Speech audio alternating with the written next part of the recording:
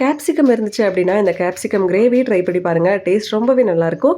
ஒரு மிக்ஸி ஜாரில் 2 தக்காளி சேர்த்துக்கலாம், 4-5 முந்திரி, கொஞ்சமாக பொட்டுக்கடலை, ஒரே ஒரு பச்சை மிளகாய் சேர்த்துட்டு கொஞ்சமாக தண்ணி விட்டு நல்லா பேஸ்ட்டாக அரைச்சி எடுத்து வச்சுக்கலாம். ஒரு பேனில் கொஞ்சமாக பட்டர் சேர்த்துக்கலாங்க. அதில் வந்து கேப்சிகம் எடுத்து இந்த மாதிரி கட் பண்ணியிருக்கேன். அதை சேர்த்துட்டு வதக்கிட்டு தனியாக வந்து எடுத்து வச்சிடலாம்.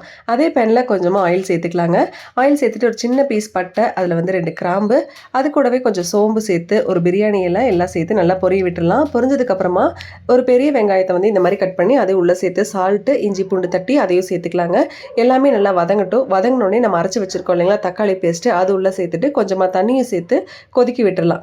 அதுக்கப்புறம் கொஞ்சம் மிளகாத்தூள், கொஞ்சமாக கரம் மசாலா, கொஞ்சம் கறி பவுடர் எல்லாமே சேர்த்துட்டு நல்லா வந்து கலந்துக்கலாங்க. இந்த மாதிரி நல்லா திக்காக பேஸ்ட் ஆகி வரும். இந்த ஸ்டேஜில் கிரேவிக்கு தேவையான அளவு தண்ணி வந்து ஆட் பண்ணிக்கோங்க. அது வந்து ஒரு கொதி வந்ததுக்கப்புறம் நம்ம ரோஸ்ட் பண்ணி வச்சிருக்கிற குடமிளகா சேர்த்துட்டு அது கூடவே கொஞ்சமாக சுகரை சேர்த்து ஒரு கொதி வந்தோடனே மல்லி இலை தூவி சர்வ் பண்ணுங்கள்.